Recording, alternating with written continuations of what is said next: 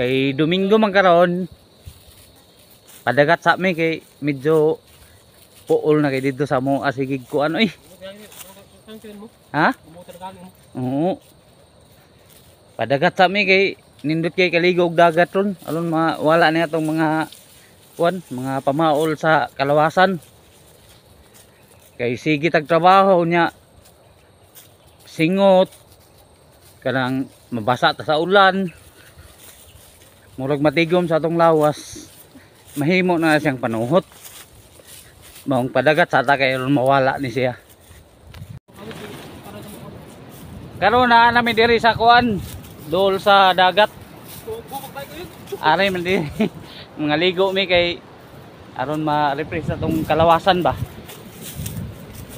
Nindot kay diri bisag pinubre na mo pero maate gapon kay ingon pa nila Domingo na may kuha nato kanang bakante sa atong oras kay Lunes hangtod Sabado trabaho man ta.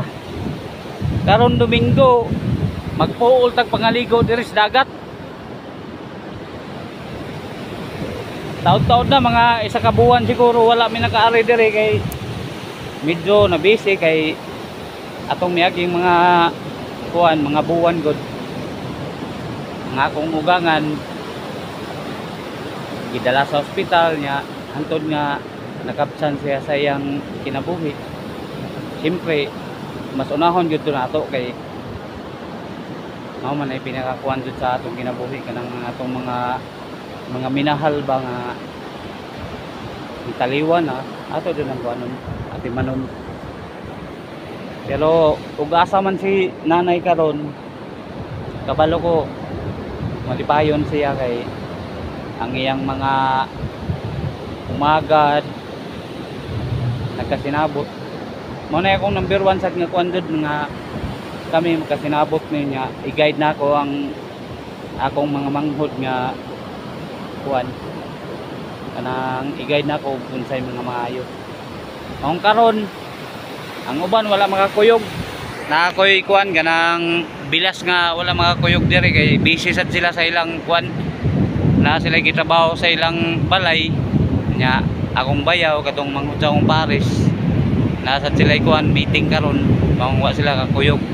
Ang nakuyog ra na ako karon ang ganang kamanghuran nila kamanghuran sa akong igsuon tuwa dito katong nakita ninyo kanina sa video nikuyog siya bisag kuan kanang ingan ang panahon pero ninindot naman gihapon siya kay niinit naman. So karon it's time to swim. Mga ligo sa amin diri sa dagat kay perting nindota dod lami na kay kaligo. Tara.